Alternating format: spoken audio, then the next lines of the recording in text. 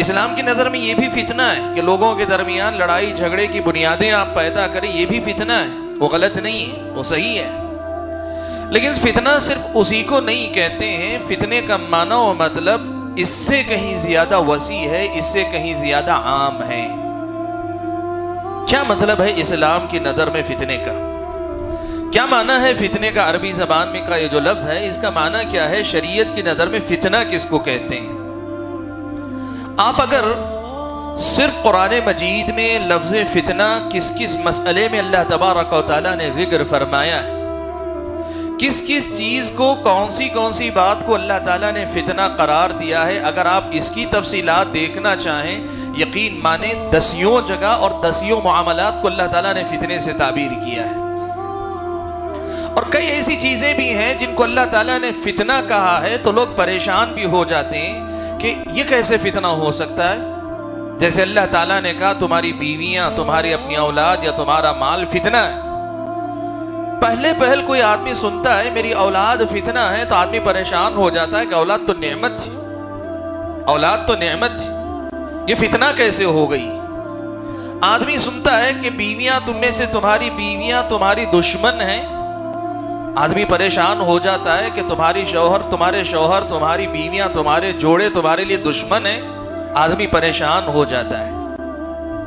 इस्लामी शरीयत ने जिसको फितना कहा है उसका असल माना क्या है, ये सबसे पहले हमको समझने की ज़रूरत है। इसलिए कि आप ये बात याद रखें, किसी भी बीमारी के इलाज की सबसे पहली बुनियाद यही होती है कि उस बीमारी की सही पहचान हमें हो, सही तशखीस हो, बीमारी को सही तरीके से आदमी डिटेक्ट करे, पहचाने, उसको रिकॉग्नाइज किया जाए, उसको मालूम किया जाए कि है क्या ये बीमारी असल में।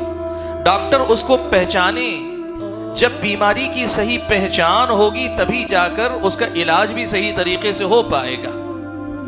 बिल्कुल यही मामला हमारा और आपका है। याद रखें कि फितना कहते किसको है, इसको अगर हम पहचानेंगे नहीं तो फिर इस फितने के इलाज के सिलसिले में हमारी कोशिशें भी अक्सर व बेशतर नाकाम हो जाएंगी।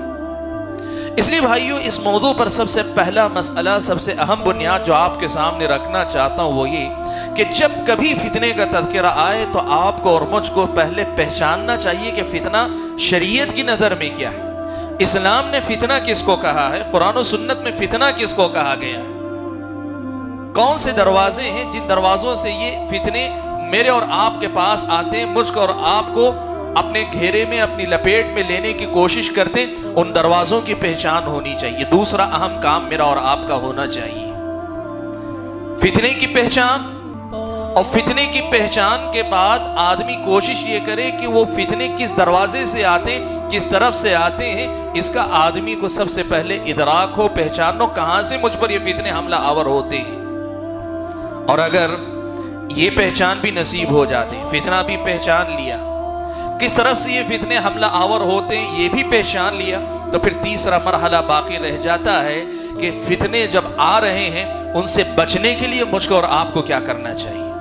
वो कौन से असबाब हैं जो इन फितनों के हमलों से मुझको और आपको बचा सकते हैं। और अल्लाह ना करे अगर हम मुब्तला हो चुके हैं फितनों में तो वो कौन से असबाब हैं जो इन फितनों से मुझको और आपको नजात दे सकते हैं। ये पूरा एक सिलसिला है दरअसल, और इसके लिए मुझको और आपको बड़ी मेहनत करनी पड़ेगी। यही अंदाज मेरी और आपकी जिंदगी में फितनों से बचने का एक सही रास्ता मुतय्यन कर सकता है। और कुरान और सुन्नत के अंदर आपको ये चारों बातें तफसील के साथ मिलेंगी। इस्लाम ने किस किस चीज को फितना कहा है ये आपको मिलेगा। इस्लाम ने यह भी बताया कि ये फितने किस किस रास्ते से मुझ पर और आप पर हमला आवर होते हैं, इस्लाम ने यह भी बताया है।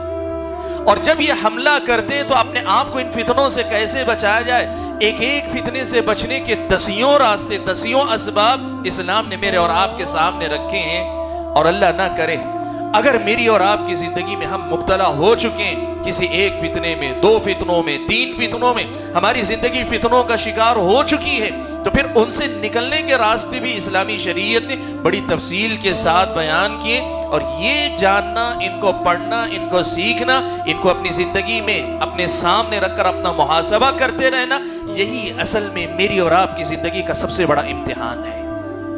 इसलिए कि जो आदमी इन फितनों से बच गया वो आदमी खुद ब खुद अल्लाह तबारक व तआला की जन्नत के रास्ते पे चल निकला है। अब अगर अल्लाह ताला की तौफीक होगी तो खातिमा बिल खैर होगा और आदमी अल्लाह ताला के पास जन्नती बन जाएगा। और अगर इनमें से किसी भी मरहले में आदमी नाकाम हुआ, फितने को पहचाना नहीं, या फिर असबाब जहां से हमला आवर हो सकते थे उनको नहीं पहचाना, या हमला आवर हो गए ये फितने, आदमी अपने आप को बचाने की कोशिश नहीं करता है, उन असबाब को इख्तियार नहीं करता जो फितनों से हिफाजत कर सकें, या फितनों में मुब्तला होने के बाद, उसका इदराक होने के बाद अपने आप को उससे निकाल बाहर करने की कोशिश नहीं करता, तो ऐसे इंसान की तबाही, ऐसे इंसान के दीन व ईमान को खतरा, ऐसे इंसान की आखिरत में नाकामी नामुरादी के पूरे इम्कानात होते हैं। भाइयों, फितना किसको कहते हैं? सबसे पहले अरबी जबान के लफ्ज फितना या फतन यफ्तिनु फितनतन का माना होता है आजमाना।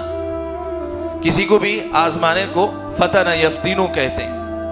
किसी भी चीज के सिलसिले में आदमी को आजमाइश से गुजरना पड़े, किसी भी मामले में आजमाइश से गुजरना पड़े, तो उसको फितना कहते हैं अरबी जबान में। लेकिन शरई इस्तिलाह में जिस फितने से बचने की तलकीन की गई, जिस फितने के बारे में हम और आपको मुतनब्बे किया गया है, उससे मुराद मेरी और आपकी जिंदगी का हर वो मामला जहां मुझको और आपको अल्लाह तबारक व तआला की बंदगी की राह में आजमाइश का सामना करना पड़े। मैं और आप इस दुनिया में अल्लाह ताला की बंदगी के लिए पैदा किए गए। हम इनफिरादी जिंदगी में, हमारी अपनी आइली और घरेलू जिंदगी में, इज्तिमाई जिंदगी, समाजी और मुआशरती मेरी और आपकी जिंदगी, मेरी और आपकी कौमी और मिल्ली जो जिंदगी है, और मेरी और आपकी खलवत यानी तन्हाई, मेरी और आपकी जलवत यानी हम जब मजलिसों में होते हैं, जिंदगी के हर मुकाम पे, हर मामले में अल्लाह तबारक व तआला की बंदगी करना, ये मेरी और आपकी जिंदगी का मकसद है। वमा खलक़तुल जिन्न वल इंस इल्ला लियअबुदून, कि जिन्न और इंस को अल्लाह ताला ने कहा मैंने पैदा ही इसलिए किया कि ये मेरी बंदगी कर सके।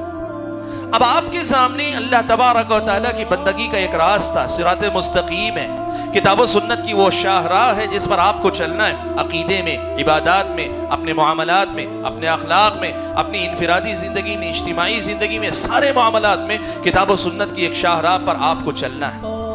इस रास्ते पर चलने की राह में कोई भी चीज़ ऐसी आपके सामने आती है जो आपको इस रास्ते से हटाना चाहती है, हटा सकती है, भटका सकती है, बहका सकती है, या कम अज़ कम इस रास्ते पर आपकी जो रफ्तार है उस रफ्तार को धीमी कर सकती है। इस्लामी शरीयत की नज़र में वो चीज़ फितना है। हर वो चीज़ जो आपको अल्लाह ताला की बंदगी की राह में एक आजमाइश से दो चार करे, चाहे आपको उसका एक इदराक हो, आप महसूस करते हैं कि मुझे आजमाया जा रहा है, या आप महसूस ना करें, लेकिन वो चीज़ आपको अल्लाह ताला की बंदगी की राह में या तो रुकावट बन रही है, या आपको पीछे रख रही, या आपकी रफ्तार को धीमी कर रही है, तो फिर ये इस्लामी शरीयत की नज़र में फितना है। वो चीज़, वो बात, वो काम, वो हर वो चीज़ जो आपको अल्लाह ताला की बंदगी की राह से हटा सके, भटका सके, बहका सके, या आपकी रफ्तार को धीमी कर सके, या आपको बेहतर काम से कमतर काम की तरफ लेकर आ जाए, बेहतर काम से गाफिल करके कम फजीलत वाले काम में मशगूल कर दे, ये भी फितना है। हर वो चीज़ जो आपको बंदगी की राह से बहका दे वो अल्लाह ताला की नज़र में फितना है, इस्लामी शरीयत की नज़र में फितना है। और इसीलिए अगर आप देखेंगे कुरान और सुन्नत में जिन जिन बातों को अल्लाह ताला ने फितना कहा है, वो हर वो बात है जो आपको अल्लाह ताला की बंदगी से, चाहे वो तौहीद के मुकाबले में शिर्क की शक्ल में हो, वो सुन्नत के मुकाबले में बिदात की शक्ल में हो, वो अल्लाह ताला की बंदगी की राह के बाब में आपकी ख्वाहिशात की पैरवी की शक्ल में हो, वो आपकी औलाद हो, वो आपकी बीवियां हो, आपके माल हो, या दुनिया की बेशुमार चीज़ें जो आपको अल्लाह तबारक व तआला की बंदगी की राह से भटका सकती हैं, बहका सकती हैं, तो ये फितना है।